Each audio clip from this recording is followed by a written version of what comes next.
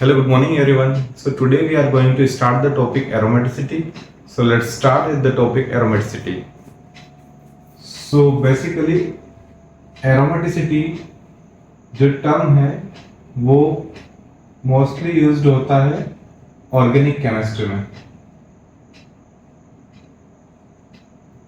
अब एरोमेटिसिटी का यूज क्या है ये देखते हैं हम लोग। पहले स्टार्ट करने से पहले हम लोग देखेंगे कि एरोमेटिसिटी है इस कंसेप्ट का क्या यूज है। तो एरोमेटिसिटी जनरली यूज किया जाता है for cyclic compounds.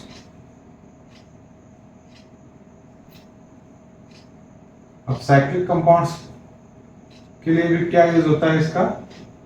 So to determine the stability, it tells about the stability of the organic cyclic compound, tells about stability.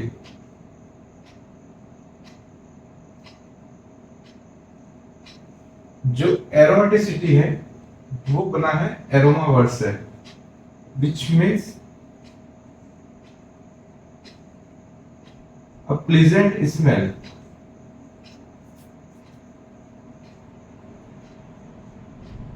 Pleasant smell और फ्रेगनेंस।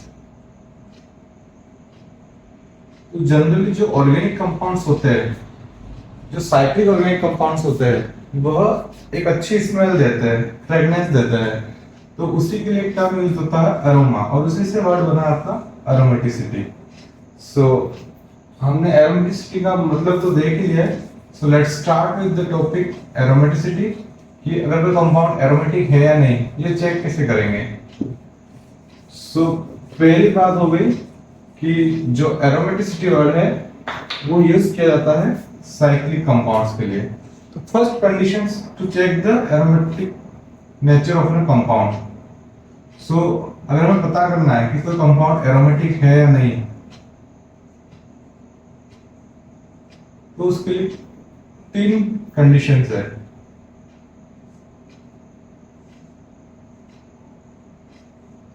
पहली जो कंडीशन है कि कोई कंपाउंड एरोमेटिक है या नहीं, वो उसके लिए तो पहली कंडीशन है कि the compound should be cyclic.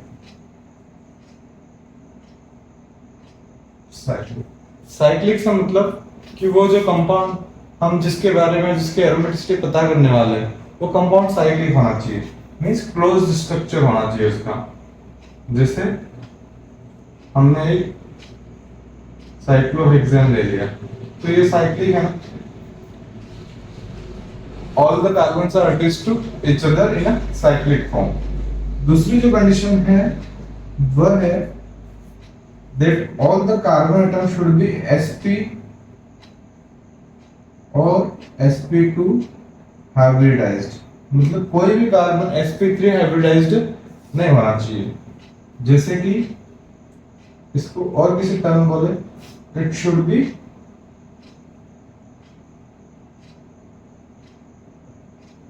planar।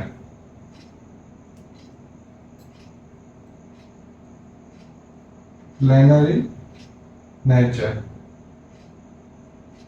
all carbon should be planar in nature। अब कोई कार्बन sp है sp2 कैसे पहचानेंगे। तो जनरली जो हमारा sp3 कार्बन होता है वो होता है कार्बन कार्बन सिंगल बॉन्डेड होगा और ये कार्बन तीन हाइड्रोजन एटम से अटैच्ड हो।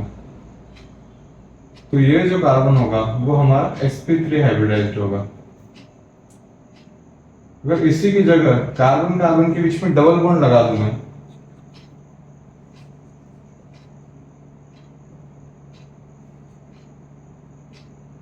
और दो हाइड्रोजन अटैच्ड हो, तो ये जो कार्बन है वो हमारा sp2 हो गया, मींस प्लेनर हो गया। इससे पहले जो कार्बन था वो हमारा टेट्राहेड्रल था, अब जो है वो प्लेनर हो गया।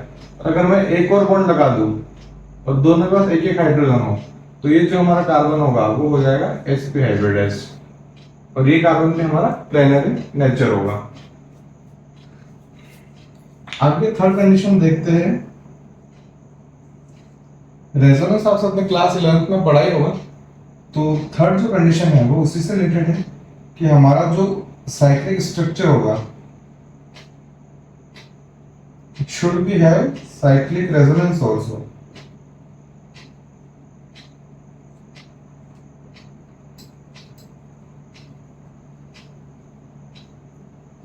Cyclic resonance. So cyclic resonance means fully conjugated. It should be fully conjugated.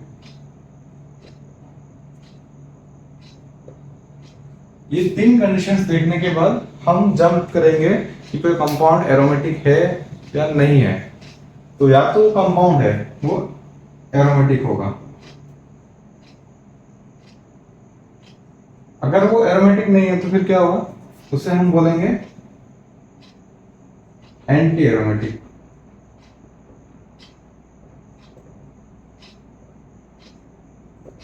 या फिर अगर एंटी एरोमेटिक भी नहीं है वो, तो दूसरा क्या हो सकता है, नॉन एरोमेटिक। तो अब हमें सीखना है कि हम इन तीनों के बीच में डिफरेंशिएट कैसे करेंगे। इससे पहले हम एक और चीज देख लेते हैं कि अगर कंपाउंड एरोमेटिक है तो उस पर क्या इफेक्ट होगा, और अगर कोई कंपाउंड नॉन एरोमेटिक है या फिर एंटी एरोमेटिक है तो उस पर क्या इफेक्ट होगा। तो जनरली अगर कोई कंपाउंड एरोमेटिक है तो उसकी जो स्टेबिलिटी है उस कंपाउंड की वो इंक्रीज हो जाएगी, मतलब सबसे ज्यादा स्टेबल होगा वो। अगर कोई कंपाउंड एंटी एरोमेटिक है मतलब सबसे ज्यादा डिस्टेबलाइज होगा वो, सबसे ज्यादा डिस्टेबलाइज। और अगर कोई कंपाउंड नॉन एरोमेटिक है तो उस पर कोई इफेक्ट नहीं होगा, ना ही वो मोर स्टेबल होगा ना ही डिस्टेबलाइज होगा, उसकी जो स्टेबिलिटी है वो सेम रहेगी। मतलब जो नॉन साइक्लिक कंपाउंड्स होते हैं उसी की तरह उसकी स्टेबिलिटी होगी। सो अब हमें अगर किसी कंपाउंड को पता लगाना है कि वो एरोमेटिक है या एंटी एरोमेटिक है या नॉन एरोमेटिक है, तो उसके लिए एक साइंटिस्ट थे हक्कल, उन्होंने अपना एक रूल दिया था, हक्कल्स रूल ऑफ एरोमेटिसिटी। तो हम स्टार्ट करेंगे Huckel's rule of aromaticity. Hückel's ने रूल दिया था, अगर किसी कंपाउंड के पास में 4n+2 पाई इलेक्ट्रॉन्स हो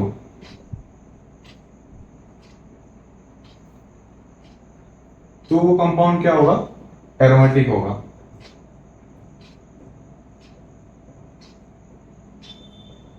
और अगर किसी कंपाउंड के पास में 4n पाई इलेक्ट्रॉन्स हो तो वो कंपाउंड क्या होगा, एंटी एरोमेटिक होगा।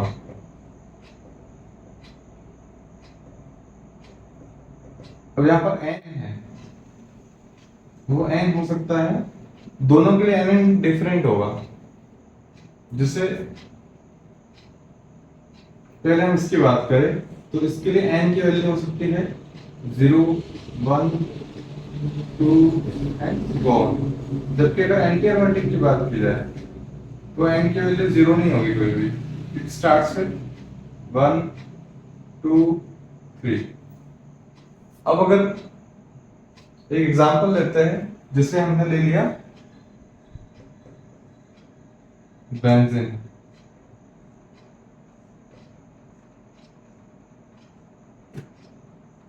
तो इसमें हम देख सकते हैं टोटल 6 पाई इलेक्ट्रॉन्स है। तो अब देखते हैं कि 6 पाई इलेक्ट्रॉन्स किस में आएगा, एंटी एरोमेटिक वाले केस में या एरोमेटिक वाले केस में। तो अगर हम यहाँ पर n की वैल्यू 1 रखें तो क्या आ रहा है, 4 into 1 plus 2, so we get 6 pi electrons। और अगर हम यहाँ पे 1 रखते हैं तो पहले n is equals to 1 पे हमें क्या मिलेगा, 4 pi इलेक्ट्रॉन। तो n is equals to 2 ले तो हमें मिलेंगे 8 pi इलेक्ट्रॉन्स, जबकि हमारे पास कितने हैं, 6 pi इलेक्ट्रॉन। तो ये वाला केस किस में आ जाएगा, एरोमेटिक में। सो benzene will consider as an aromatic compound। हम और भी एग्जांपल्स लेते हैं, इस रूल को हम रन देते हैं ताकि इसके हेल्प से हम वो एग्जांपल्स कर सकें। तो Let's start with some examples.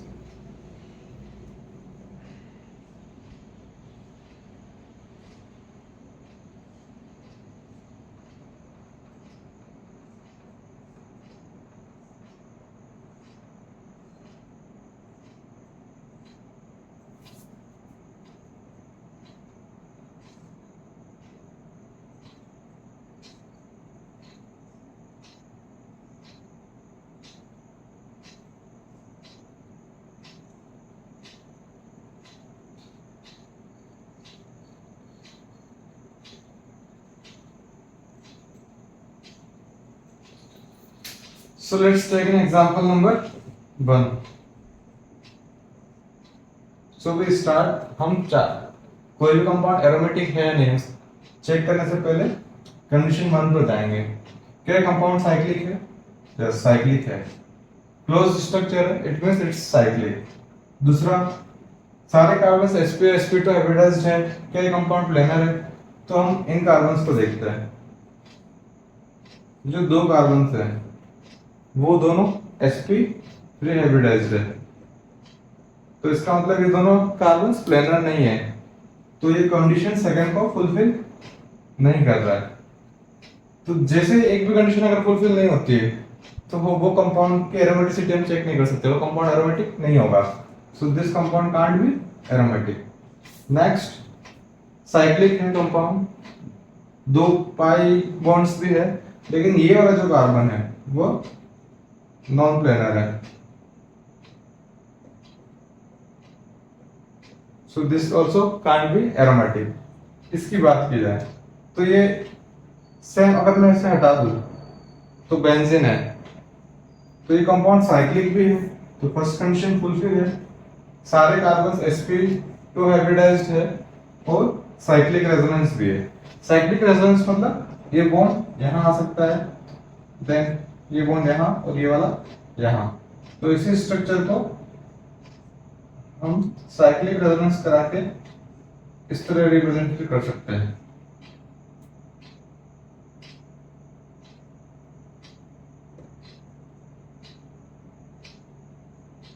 तो ये हो गया साइक्लिक रेजोनेंस, और यहाँ पर क्या लिख रहा है? CH3। तो ये कंपाउंड क्या हो गया हमारा? 6 पाई इलेक्ट्रॉन से, तो किसमें आएगा? एरोमेटिक वाले केस में। तो ये कंपाउंड क्या हो गया हमारा? एरोमेटिक हो गया।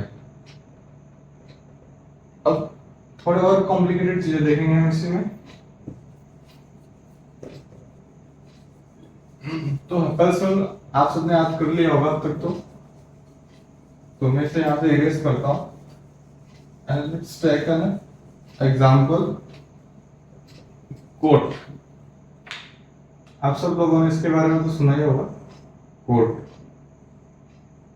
It means cyclooctatetraene. Let's draw the structure of coat.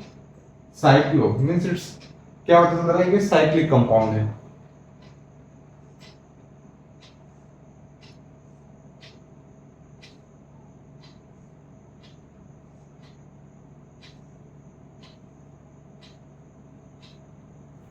Octa मतलब 8 कार्बन है इसमें, और टेट्रा इन मतलब 4 डबल बॉन्ड्स होंगे।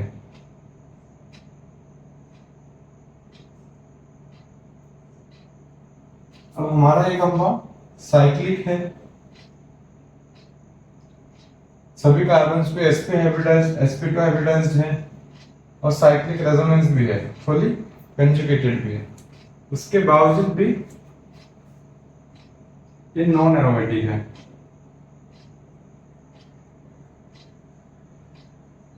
अब देखते हैं कि ऐसा क्यों।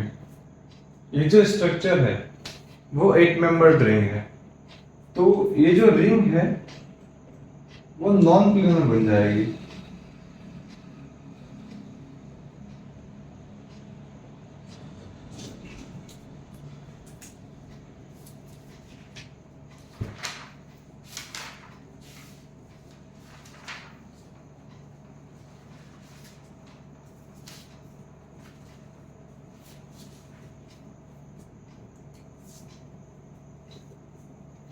ये जो रिंग है वो नॉन प्लेनर बन जाएगी।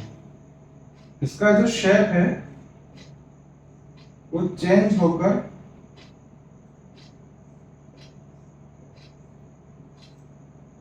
एक टब लाइक स्ट्रक्चर बन जाएगा।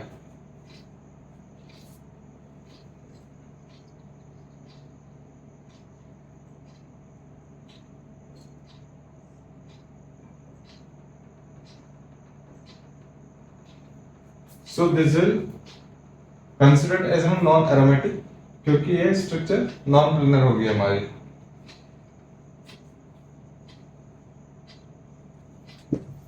नेक्स्ट और कुछ एग्जांपल्स देखते हैं।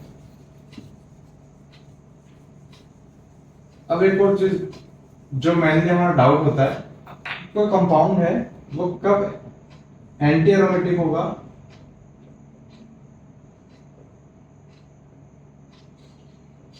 और कब नॉन एरोमेटिक होगा।